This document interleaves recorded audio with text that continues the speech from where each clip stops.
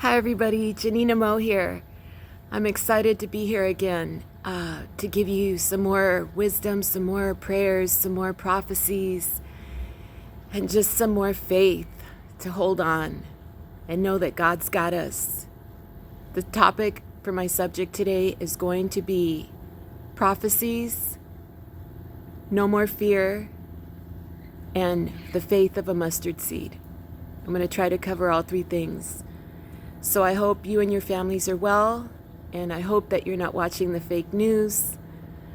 I hope that you are listening to God and not the world.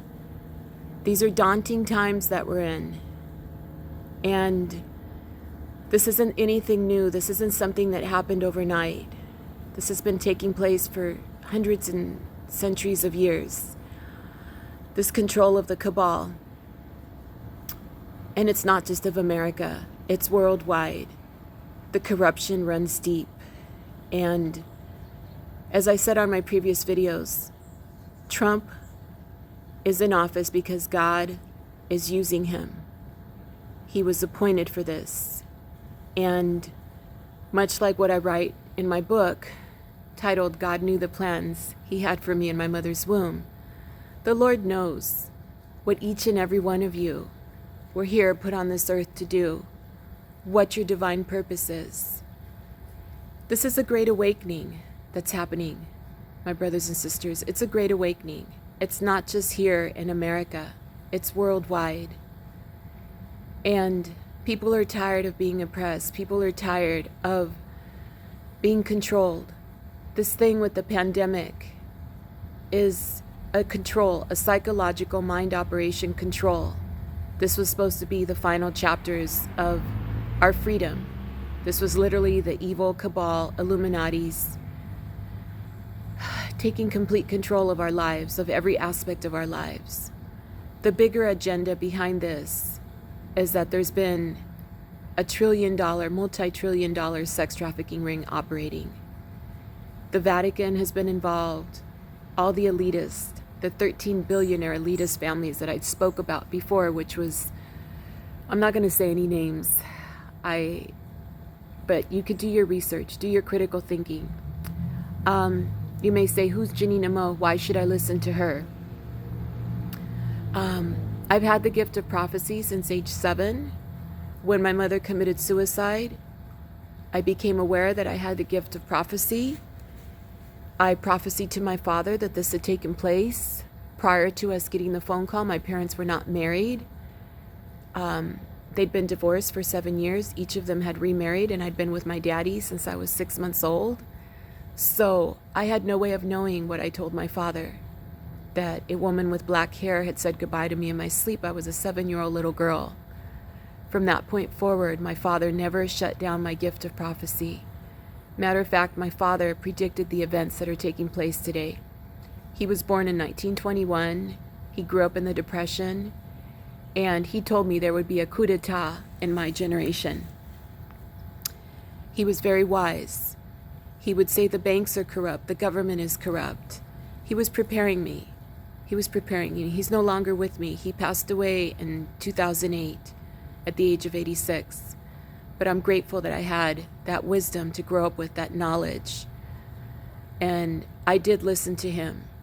And now I have my own critical thinking that I'm able to use to be able to figure out what is going on.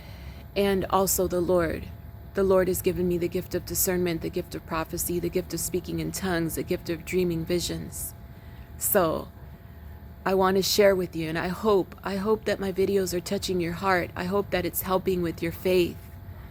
I hope that it's giving you insurmountable strength to hear. I would not come on here and use God's name or use my name to speak lies, to speak truth, to speak things that are untruths. I only want to share the truth. That is it.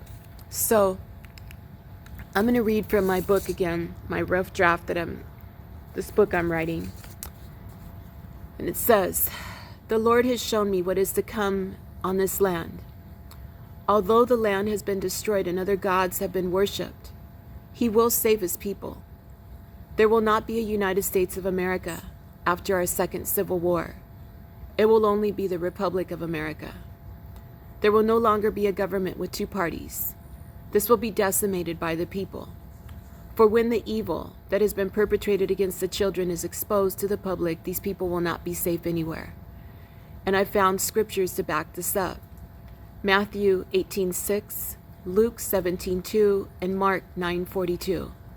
If anyone causes one of these little ones to stumble, it would be better for them to have a large millstone hung around their neck and to be drowned in the depths of the sea. God states this in at least 3 different places in the Bible. So obviously this heinous crime of child sexual abuse happened before now. God is not pleased with our world and how the land has been disrespected, the youth turned against him. Our youth worship pagan gods, Satan, and New Age movements due to the lack of God in homes, schools, and everywhere. Cell phones have been replaced by Bibles everywhere. The blue LED lights on the screens of cell phones, computers, and other electronic devices have altered the chemistry of the brain. It has dulled the third eye, through which God communicates with us and in the spirit realm as each of us do with each other as well. The brainwashing by the Illuminati has been extremely subliminal for those that are not conscious of it. The conditioning of our actions has been through rehearsed psychological operations that they have tested for many years before they did them to all of us. Those of us who are not television, movie, or electronics addicts still have our own mind and do not suffer from cognitive dissonance. I abstain from TV, movies, and these things because it dulls my spirit and connection to God, and furthermore is insulting to my intelligence due to the lies of the media that most people believe blindly. When the masses awaken fully, and trust me they will, the voices of all God's people crying out to him will be so loud that it will sound as if a trumpet is sounded. The ascension of the spirits who have persevered through all the trials and tribulations will be felt worldwide. There will be no more pain, sickness, diseases, nor afflictions of any sort as we know it, and the earth as we know it will no longer be. Every demon will be destroyed. Those who have committed the unforgivable sins of trafficking and sexually abusing children will be thrown into a pit of fire to be burned alive. So, the main thing I want to read to you is that the Lord prophesied to me that Trump would be meeting with 4 world leaders and signing peace treaties, and I saw that they were Middle Eastern countries: Israel, United Arab Emirates, Iran, and one other one, which doesn't come to my mind right now, but I know there was 4. And I prophesied this. The other thing that the Lord has showed me, that Trump will be a world peace leader. He will not only lead America, but the world. But the world. He will not just be president for the next 4 years. God has called this man to be a world leader, somewhat like a king, much like Cyrus. And you can read this in Isaiah 45. And ironically, he is our 45th president as well. He will be on the throne for the next 12 years. He will be 86 years old by then, but still a very healthy, robust man. His role will not only be limited to being a king, but also revealing natural holistic cures for the world. Light therapy, which has been hidden by Big Pharma, will cure cancer, autoimmune conditions, and other serious illnesses such as autism and Alzheimer's will be reversed through light and sound therapies powered by Tesla technology. God never intended it for our bodies. God never intended for us to have our bodies suffer from terminal illnesses, nor from Western medicine, nor its doctors to be in control of our bodies as it's been for thousands of years. So that's just a little bit of my book. And I'll be reading a little bit more. The new heavenly land will not see debt, nor any type of human bondage that keeps us from reaching new heights. There will be a renewal of our spirits, and our fleshly beings will be no more. It may be hard to believe these things now, but the Lord has shown me these things. The people of God, such as myself, a true prophetess of God, have been alienated by my own biological family for supporting Trump. However, my true love, adoration, and worship is only for God. You see, when you've gone through a lifetime of trials and tribulations, like I have, much like Job, since birth. God gives you favor when you remain faithful to Him. By faithful, I mean always honoring, worshiping, and praising Him. I'm not perfect. None of us are. And God doesn't need perfection. He doesn't need any of us to walk on water. He only asks that we remain pure at heart and that we show others love, compassion, and kindness. Standing for God means that evil cannot stand in our presence. The light drowns out the darkness. The Holy Spirit within the people of God frightens the devil. He has to flee when God is worshiped, praised, and glorified, but especially when we speak of Him to be rebuked in Jesus' holy name. When people discover that their loved ones did not have to die of cancer, that there's been a cure all along, is when those in charge of huge government mafia, the FDA, American Medical Association, and more, will be executed for lifelong crimes against humanity. Our children have been made autistic by their vaccines. Many disabilities amongst us will be revealed were caused by Western medicine and their doctors. This was done intentionally and malevolently by those billionaire elitists such as Bill Gates, Hillary Clinton, the Rothschilds, the Rockefellers, Obama, and George Soros, since before World War I, by their ancestors as well as their sick elitist government Illuminati members, aka the Deep State. This isn't a fictional conspiracy theory either. This is the truth, shown to me by God. As I said before, the year 2020 will be one of extremely clear 2020 vision for all. The veil will be lifted off the eyes of all the people, as they will see things oh so clearly. God is waking up His people worldwide. The awakening and what is happening cannot be stopped. All will be revealed. Nothing will be hidden anymore.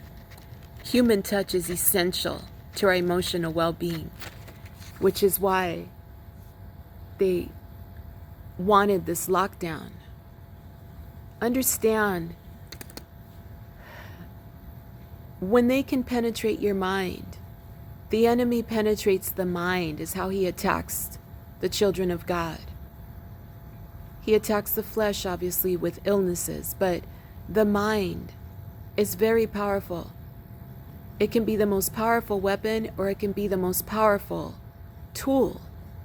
You must decide, is your mind going to be a weapon or a tool? It is a weapon when it is used against us. It is a weapon when we are brainwashed against what we know and we stop using our own common sense. That's when it becomes a deadly weapon to ourselves. When we separate ourselves from being able to have critical thinking and to figure out wearing a mask cuts off your oxygen. Your body needs oxygen to survive. Your blood cells, your brain, your organs, your entire being needs oxygen just to live. Yes, we need food and water and other connections with humans.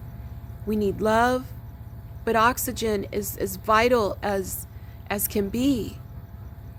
Now, wearing a mask 8 hours a day for those people that have to wear them through their employer, that are required, they're going to find that that is what's going to make them sick. That is what's going to cause pneumonia. That is what's going to cause further illness. This is a cold flu virus.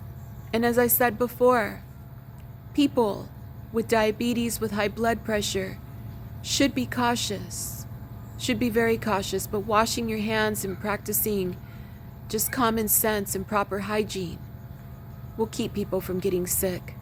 My message to you today is don't succumb to the fear. Don't succumb to the fear. Know that you have an immune system. Know that you can overcome. So that's all I'm going to read from my book today. I want to read a little bit from the Bible, and I want to read from another book that I get called, from a preacher that I get, a study of Exodus, the God who knows our battles, faith in the battle. Read Exodus 14, 10 through 18. Fear is the great enemy of faith, and it has almost brought about the destruction of God's people. After God had rescued the Israelites from slavery in Egypt, they found themselves with their backs to the Red Sea, facing the mighty chariots of Egypt. They were trapped, seemingly with no way out. In their fear, they cried out to Moses, saying, "Didn't we say to you in Egypt, 'Leave us alone. Let us serve the Egyptians'?" Exodus 14:8. I can't read it. Sorry, I can't see. It's getting dark out here. When faced with the impossible situation, the Israelites didn't remember the Nile turning to blood, the kings, the hailstones, the death of the firstborn, or any of the other miraculous works of God who had powerfully worked on their behalf. Instead, their first thought was to return to Egypt. But God said his people to move forward, told his people to move forward, not backwards. And he parted the Red Sea to make a way for them. There truly is no such thing as an impossible situation in God's sight. How many times has God wanted you to move forward, but instead you listened to fears and you went back? You listened to your fears and you went back. Faith requires that we move forward. Faith means taking risk. Faith is moving out of our comfort zone. In the Christian life, standing still is an impossibility, for faith is a climb. We're either going forward in faith or we're going backwards in fear. Will you choose to stop listening to your fears and move forward in courageous faith? As Pharaoh approached the Israelites, looked up, and there were the Egyptians marching after them. They were terrified and cried out to the Lord. Now, what I'm also going to show you, the other day I said, what is in the darkness shall be brought to light. I specifically spoke this. I said, what is in the darkness shall be brought to light. And yesterday, as I was doing my grocery shopping, I typically don't pick up any type of magazines or paraphernalia, but I had to get this to show everybody. It's the Inquirer, and I want you to see what it says here. I posted it on my page today.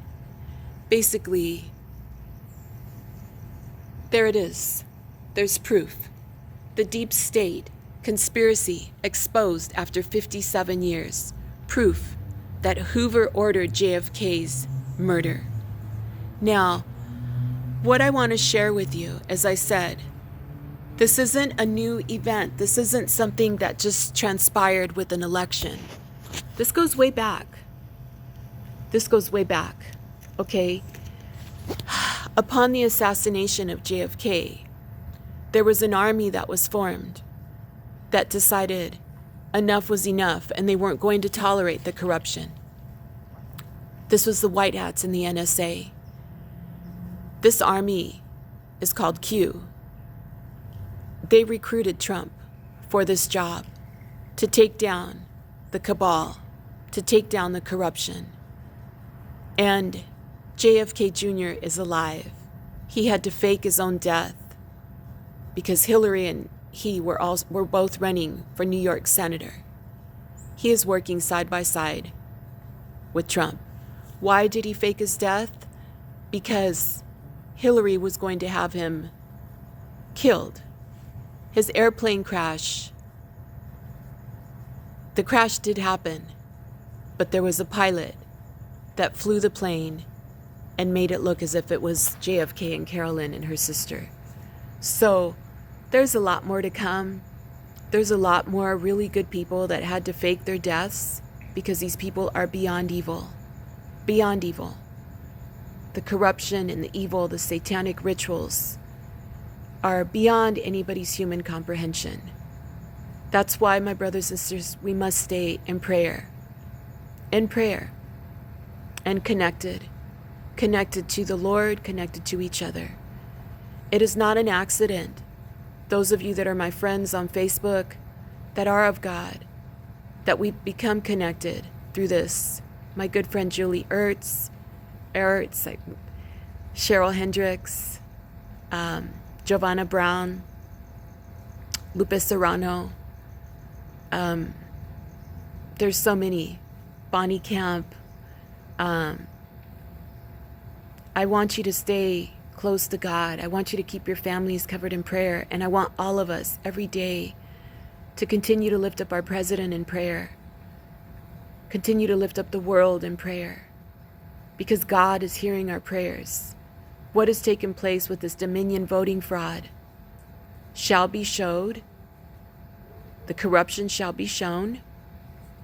They did this in other countries to take them over, to force them into communism. And this was a giant sting operation. This didn't just happen because of the election. This is already in place.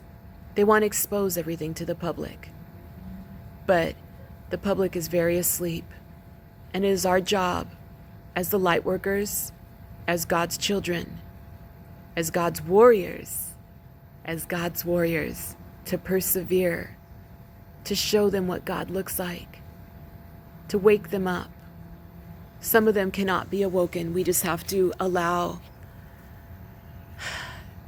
time to take its course, and it will be painful. It will be hard. But that's why God has called us in this season. May God bless you. I pray over each and every one of your families. May the Lord protect you when you come and when you go. May He cover your vehicles and your homes and every single one of your loved ones. Stay strong. Hold on to your faith. God bless you, and I love you. Bye-bye.